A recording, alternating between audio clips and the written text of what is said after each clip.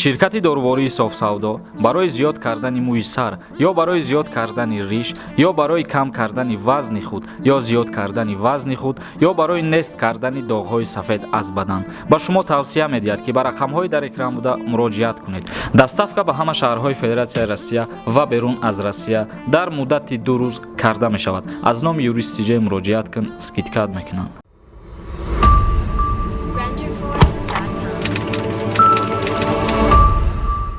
ассалому алайкум ба ҳар як нафаре ки айни ҳол навори моро тамошо карда истодааст. имрӯз мо каме суҳбат мегзаронем дар бораи як қонуни нав дар ҷумҳурии Тоҷикистон ба имзо расиданаш ва каме дар бораи авф кардан аз ҷониби президенти ҷумҳурии Тоҷикистон. қонун оиди чи ай ҳозир бародарони азиз, мо ба шумо мефаҳмонем, бо диққат гӯш кунед. қабули қонун ҳаҷми ҷарима барои напардохтани роҳгиро эълон карда шуд.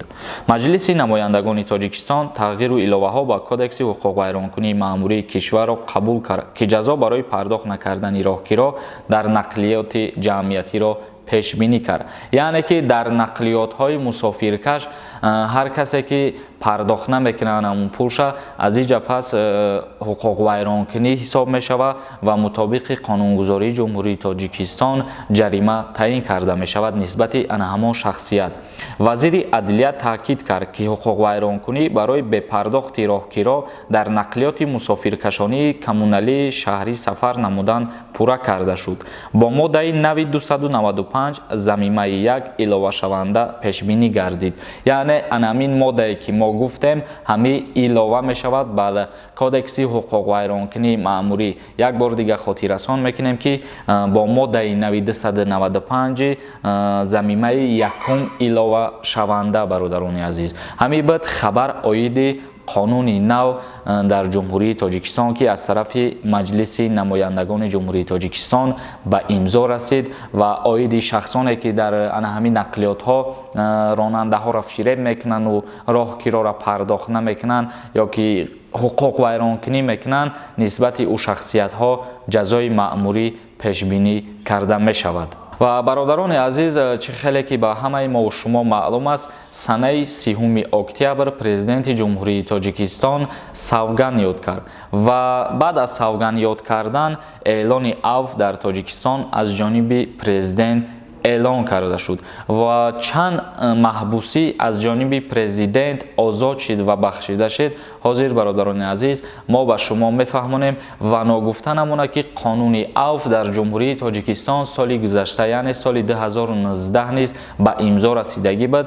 дар соли 2019 президенти кишвар Эмомалӣ Раҳмон 20 000 маҳбуса авф кард, яъне ки 20 000 маҳбус аз зиндон озод шиданд.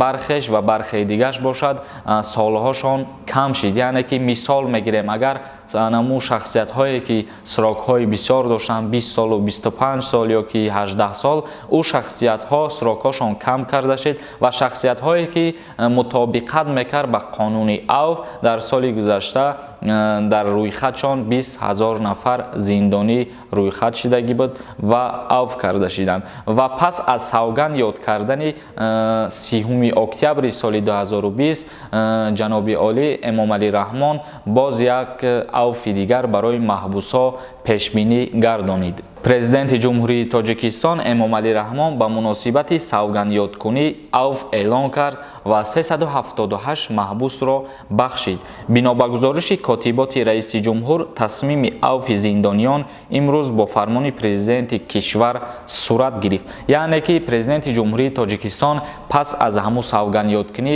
тасмим гирифт ки боз як қонуни авф ба имзо расонад ва 378 нафари дигар маҳбусиро дар ин авф бахшиду озод кард. ва гуфта мешавад ки фармони раиси ҷумҳур дар бораи бахшиши ҷазои шахсоне ки бо маҳрум сохтан аз озодӣ маҳкум шуда буданд тааллуқ дошт.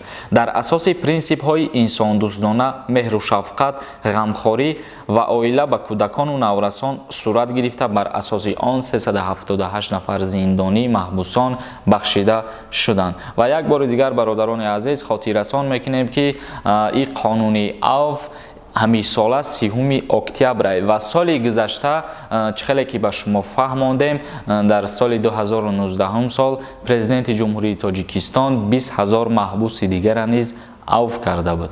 тамошобинони азиз, ҳамин буд хабарҳои имрӯзаи мо ва видеоҳои нав ба нави моро интизор бошен. агар ягон савол дошта бошен, даромада дар инстаграми ма подписатсия кунен, саволҳои худтона равон кунен ва видеоҳои нав ба нави моро интизор бошен. ҳар касе ки ба мо бовар мекуна ва ҳар касе ки моро дастгирӣ мекуна, миннатдории худма ба ҳамаи шумо мерасонам. иншааллоҳ ки морам кӯшиш мекунем сари вақт хабарҳоро ҷавоб гардонем ва саволҳоро ҷавоб гардонем, хабарҳоро ба шумо пешкаш бигардонем. ва он нафарое ки ба саволҳои худтон сари вақт ҷавоб намегирен, узри зиёд мепурсам ҳамаи шумо, ки чун бисёр савол дар инстаграм ё ки дар ҳамин ютуб ва барзамии бисёре аз саволҳои такрорӣ ҳастанд. мо аз ҳамин лиҳоз дар ҳар барнома наметавонем ки саволҳои такрориро ҷавоб гардонидан бигирем. худованд ҳамаи мо шуморо нигаҳбон боша. дар канали юристиҷа обуна шидана фаромӯш намекунем.